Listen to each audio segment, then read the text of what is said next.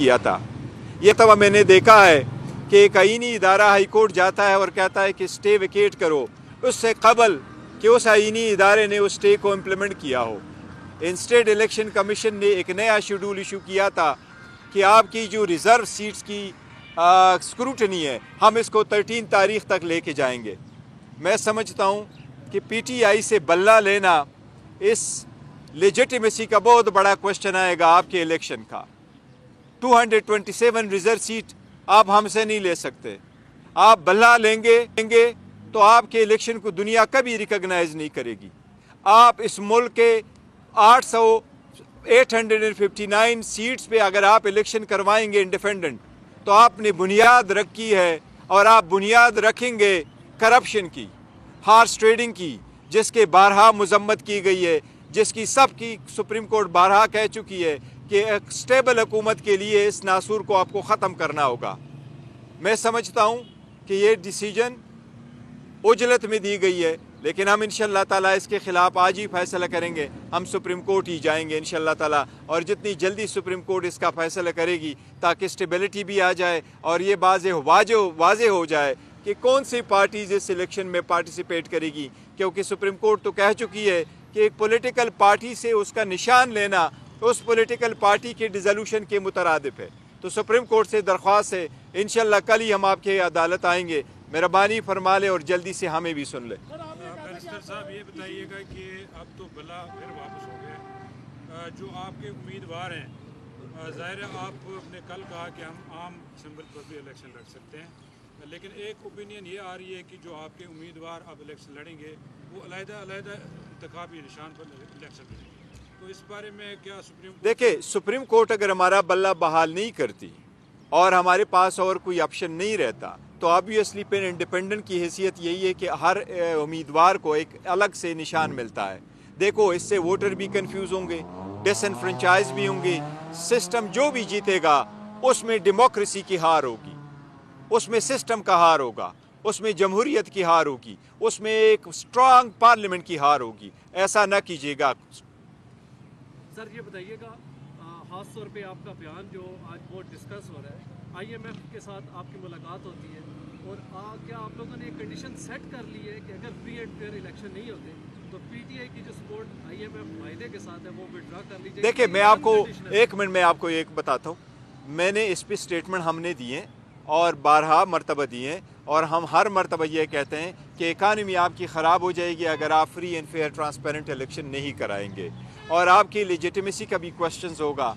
जो भी गवर्नमेंट आएगी ऐसी इलेक्शन के नज़र में, उनकी लेजिटिमेसी का भी बहुत बड़ा क्वेश्चन होगा।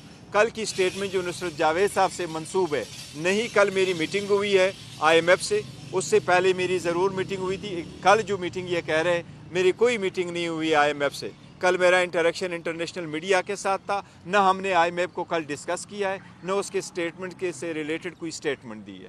तो ये स्टेटमेंट है, जो स्टेटमेंट है ये नुसरत जावेद साहब की, ये मैं समझता हूँ गलत है, सही नहीं है, क्योंकि कल न मेरी मुलाकात हुई है, न हमने कोई ऐसी स्टेटमेंट दी है, न हमने ये कहा है कि हम अपना जो सपोर्ट है वो वापस लेंगे। हमने ये नहीं कहा। हम कहते हैं इकानमी को बेशमूल IMF के प्रोग्राम को नुकसान पहुँचेगा जब मुल्क में जमहूरियत नहीं होगी। जब आप खरीद व फरोख्त खुद पार्लियामेंट के अंदर करोगे तो आप इकानमी को कैसे स्टेबल करोगे? 80% सपोर्ट वाली पार्टी बाहर होगी, 20% सपोर्ट वाली पार्टीज़ और उनकी ज़ीरो क्रेडिबिलिटी के साथ जब पार्लियामेंट में होगी तो ये बहुत बड़ा नुकसान होगा। ऐसे जमहूरियत नहीं सुन सकता। ये हमारी पॉलिसी स्टेटमेंट है। नुसरत जावेद की स्टेटमेंट आज समझता हूँ कि वो एक सीजन जर्नलिस्ट है, उसको चाहिए था स्टेटमेंट करने से पहले उसकी वो तस्दीक करते या एटलीस्ट हमें कॉल कर देते, तो हम भी उनको कहते कि हमारी कोई मीटिंग नहीं हुई है। खान साहब पे आज एक और चार्ज फ्रेम हो गया, किस तरह से आप इन सारी चीज़ों पर डिपेंड? देखिए, ये सारे पॉलिटिकल विक्टिमाइजेशन है। मैंने हिस्ट्री में पहली मरतबा देखा कि इलेक्शन कमीशन वहाँ से चल करके इतने हार्ड टाइम में आकर के सिर्फ आप इंडाइट करा रहे। ये पॉलिटिकल विक्टिमाइजेशन है, दुनिया को दिखाना है मैंने इंडाइट कर लिया। लेकिन याद रखना, आप खान साहब पे और कितनी इंडाइट लगाएंगे? आप पे अवाम इंडाइट कर चुकी है चोरी का, और इंशाल्लाह 8 फरवरी को आप सजावार होंगे इंशाल्लाह। ये बताइएगा कि सुप्रीम कोर्ट भी अगर बल्ले को रिस्टोर नहीं करती, उसके बाद जाहिर आज़ाद ही लड़ेंगे आपके उम्मीदवार जो हैं, तो देखिए क्या कंसिडर करेंगे आप आज़ाद उम्मीदवार आपके जो हैं? देखिए, हम बाइकाट की बॉयकॉट की तरफ हम किसी सूरत नहीं जाएंगे। हम सुप्रीम कोर्ट से भी इस्तदा करेंगे कि ज़रूरी नहीं है अगर आप खामखा इस बल्ले में कोई ख़ास बात है, आप हमें कोई और निशान देते हैं। कानून यही है कि पॉलिटिकल पार्टीज़ और उनके जो कैंडिडेट्स हैं उनके पास एक कॉमन सिंबल होना चाहिए, एक ही सिंबल होना चाहिए, चाहे वो हमारा जो भी है, वो सिंबल होना चाहिए पॉलिटिकल पार्टी के साथ। और आप अगर रिकॉल करना चाहते हैं, ये रिकॉल नहीं कर सकते। मुझे कभी यकीन है कि सुप्रीम कोर्ट इसको, वैसे भी ये मैटर रिजॉल्व होना ही था सुप्रीम कोर्ट में, सुप्रीम कोर्ट इस मैटर को ऐसे जाने नहीं देगी। ये जमहूरियत के आने वाले, मैं समझता हूँ कि ऑन बिहाफ ऑफ और फ्यूचर, चिल्ड्रंस फ्यूचर, ये हमारी एक ऑब्लिगेशन है जमहूरियत को इस्तेकाम देने के लिए। मैं नहीं समझता सुप्रीम कोर्ट कभी भी इस बात को कंसिडर करेगी कि इलेक्शन से, हमसे जो इलेक्शन का सिंबल है वो वापस लिया जाए। मैं इतना कभी आपको कह सकता हूँ कि मुझे अल्हम्दुलिल्लाह मोर देन 90% यकीन है सुप्रीम कोर्ट हमारा बल्ला रिस्टोर करवाएगी। अगर फॉर एग्जांपल नहीं करती तो अगर फॉर वट एवर रीज़न नहीं भी करती, फिर भी हम इलेक्शन में तो जाएंगे, लेकिन ये जमहूरियत का नुकसान होगा। ये देखो, हार्स ट्रेडिंग की बुनियाद होगी। ये मैं समझता हूँ जितना नुकसान आप करें इकानमी का, उसका होगा। अगर आप लाहौर की मिसाल ले लें, वहाँ आपकी कितने सीटें हैं?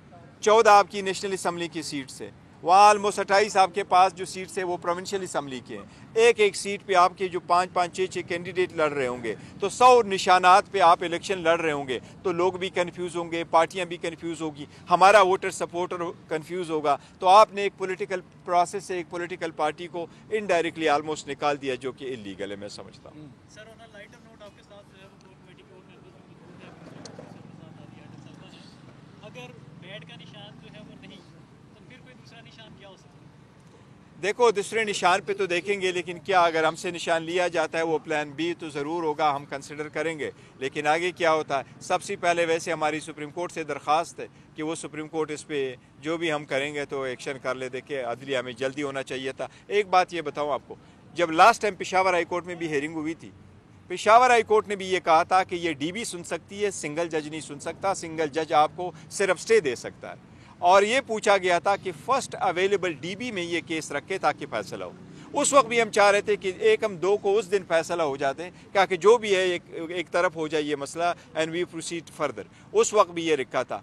भाई, ये extreme bias of the election commission show कर रहा है, इलेक्शन कमीशन के इम्प्लीमेंट किए बगैर आप जाते हैं कोर्ट में, और सिर्फ एक पार्टी के खिलाफ आप जाते हैं, बाकी पार्टियों के खिलाफ नहीं जाते। PML इन ने आपसे रिकॉर्ड पे 21 दिन का टाइम मांगा, आपने 60 दिन टाइम दिए थे इलेक्शन करने के लिए, आपने 7 महीने हमारे ऑर्डर को रोके रखा था। ये भी अवाम की अदालत में आपको जवाब देना होगा। बैरिस्टर साहब, बकौल आपके एक सिंगल पार्टी को बिल्कुल अलहदा किया जा रहा है, आप पॉलिटिकल पार्टी हैं, आपके इत्तेहादी किधर के? इस मुल्क में बहुत सारी सियासी जमातें हैं, उनके साथ डायलॉग, कोई ऐसी ऑप्शन मौजूद है कि आप भी इस सिस्टम में दाखिल हो? और देखिए, डायलॉग हर वक्त होना चाहिए। डायलॉग पॉलिटिकल पार्टीज़ करती रहती हैं। अगर डायलॉग की तरफ जाता है ज़रूर होने चाहिए। हमने तो कभी नहीं कहा कि हम डायलॉग नहीं चाहते, लेकिन किस ग्राउंड पे हमने डायलॉग करना है?